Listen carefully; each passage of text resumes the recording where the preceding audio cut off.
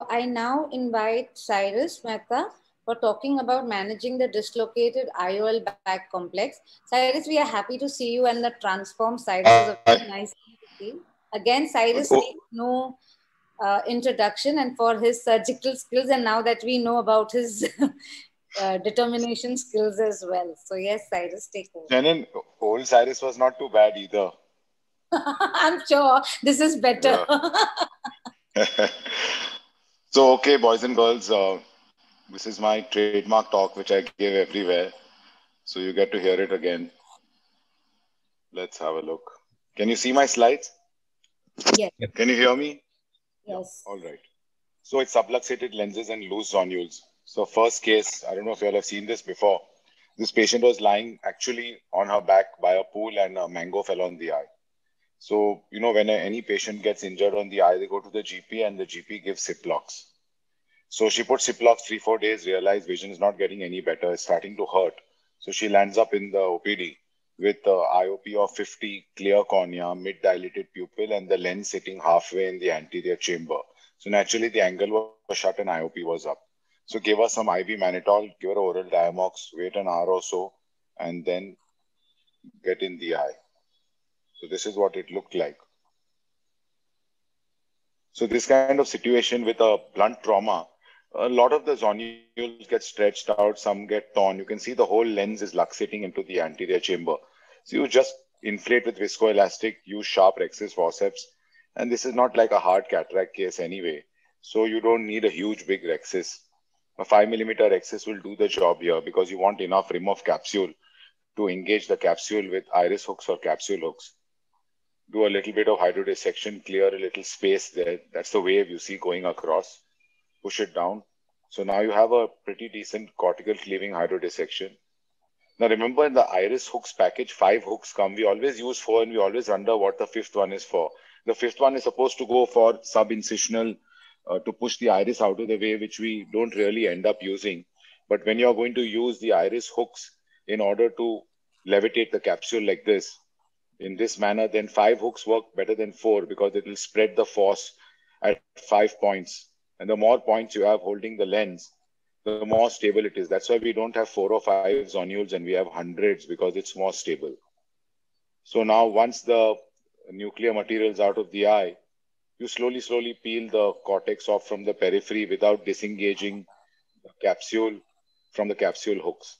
So you just do a simple INA. It's nothing very complicated. So basically with cases like this, you have to anticipate and you have to plan, you have to keep everything ready. So I always have that CTR from Offtech, which is ready, which is a preloaded CTR. I don't use that PMMA CTR anymore. It's a horrible thing. So here's the Offtech CTR going in the bag. Once you get used to a preloaded CTR like this, which is made of slightly better quality of PMMA, which is very flexible, it never snags the bag. So in you go like this. None of the other CTRs go in as smoothly as this, and which is why I always use it, even though it's a tad expensive. And in goes the lens into the capsular bag. Everything sat nicely. I didn't feel the need to suture it or do any additional amount of support. I center the lens, check that everything is sitting where it's meant to sit, and that's basically the end of the case. So you can manage a zonular subluxation 360 degrees, a little bit of subluxation with just a CTR. Let's have a look at the next case. So once you have a subluxated lens, should we use a ring segment or should we use an ASIA anchor?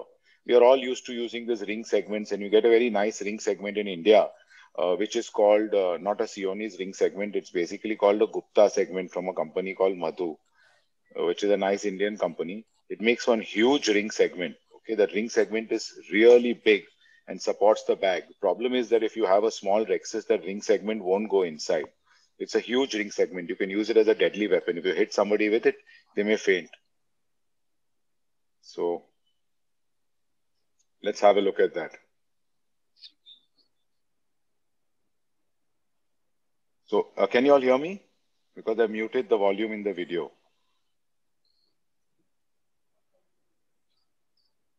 Yeah, we can hear you, Cyrus. You can hear me now? Yeah. So basically, this gives us a perfectly punched out rhexis. Use the catalyst system in this case. This is what the femto laser is meant for, not to do RLEs on people who are 6x6. So use a Helon and push the cortex away and engage the capsule hooks. Capsule hooks are different from iris hooks. They are larger in size and they'll occupy more space in the anterior chamber as well. But they definitely support the eye better. They support the back complex better. And here's your Madhu ring segment, which you simply railroad out of the eye. That's very straightforward, as you've seen all the other videos. And you make 2 openings and just railroad it out of the eye. I don't do all this Hoffman pockets and all. I'm not a very good surgeon and it's all time consuming and I'm quite lazy. So I just put the suture straight out of the eye and then the suture goes, just bury it under conjunctiva and nothing will happen. Remember that retinal surgeons have been putting sutures like this for years together and nothing ever happens. So what if you have a poor axis with a small rim of capsule? What do you do then? There's just not enough capsular margin to engage a ring segment. Like this case, it went wrong. The femtosecond laser, instead of doing a capsular axis, has ended up doing some perforation marks under the capsule. You can see all the stretched out zonules there in the video. So here you're back to good old fashioned manual capsular axis. And again, I was lazy. I didn't reinflate the bag as much as I should have.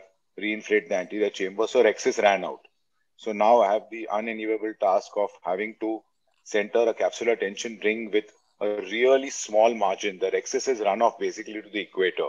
You can pull a rhexis back in. You can pull any rhexis back in. It's a myth that once a rhexis runs out, you can't pull it. But then you've got your rhexis is stretched basically to the equator. So in this kind of situation, you need more than a simple ring. So you need something to snag the edge of that capsule. So you can use this PMMA device called the ASIA anchor. This is version 1 that was there with me lying in my samples box from a few years ago. But now they have a second version, which is like a 3-dimensional version. It has like a paper clip with a clip, which is like this. So it snags the capsule better. All that you have to do is just remove the cortex. Remember this again, this is not a cataract case. This is basically like clear lens. You can just suck it out with the eye and you snag that remaining rim of capsule with the 2 ends of the anchor like this, like a claw.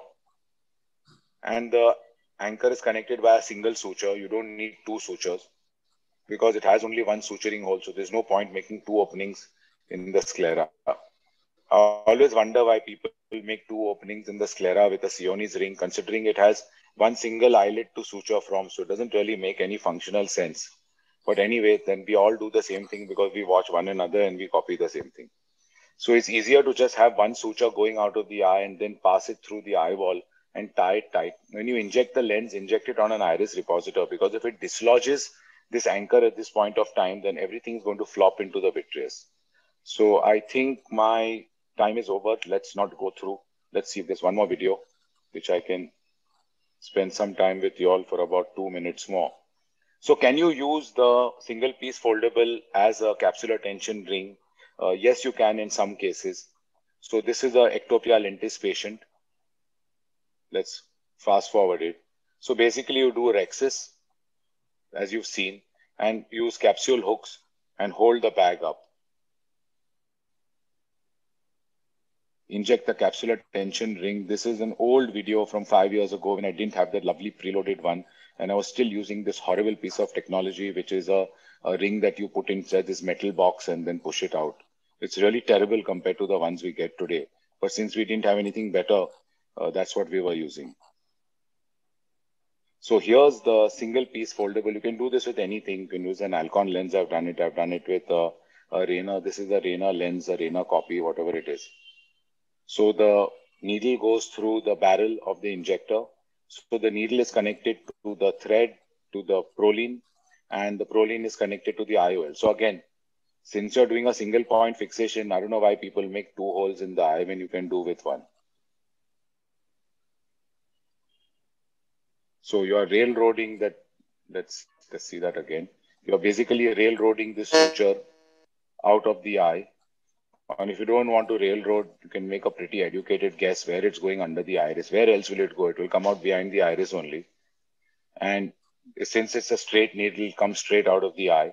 That's connected to the lens. Now inject the lens in behind. So and this will itself stabilize the capsular bag in this extreme degree of subluxation, you don't need to use a Sionis ring, because that's a huge big haptic, which is actually as big as your ring segment. So once again, you have to pick and choose your cases. And I don't believe in all this flap making and also a real waste of time. If you have lots of time to waste, it's different. But, you know, I'd rather be doing something else. Play the piano or something rather than spend 45 minutes making flaps. So this will do the job. Just tighten the suture.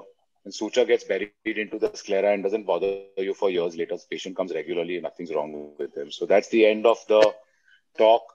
And thank you very much, Janin, for having me.